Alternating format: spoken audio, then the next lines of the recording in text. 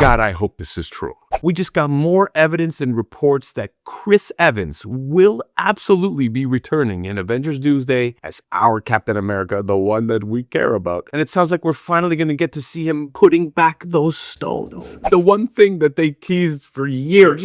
I think that would be an amazing movie, to see the actual adventure of Captain having to put back the Infinity Stones, and Mjolnir, by the way, because he's got Thor's hammer, something he was always worthy of.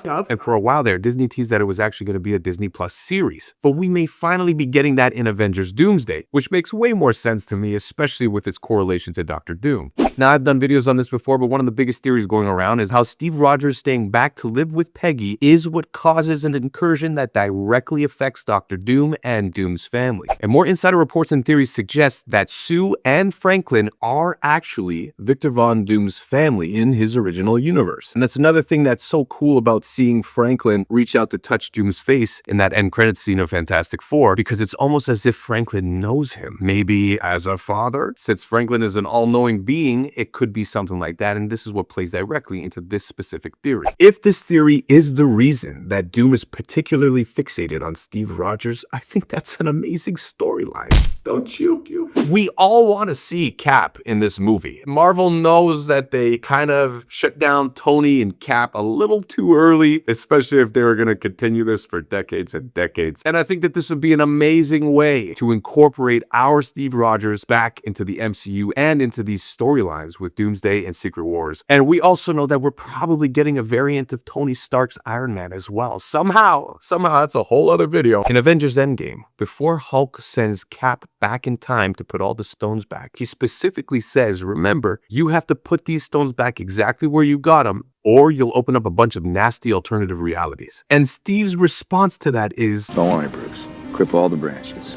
How much cooler is that now that the Loki series have introduced us to what the TVA is and how it all works with clipping branches? So it may be even more likely that him staying back with Peggy is the exact incursion that clipped the branch that was Doom's original reality, where Sue and Franklin were his family.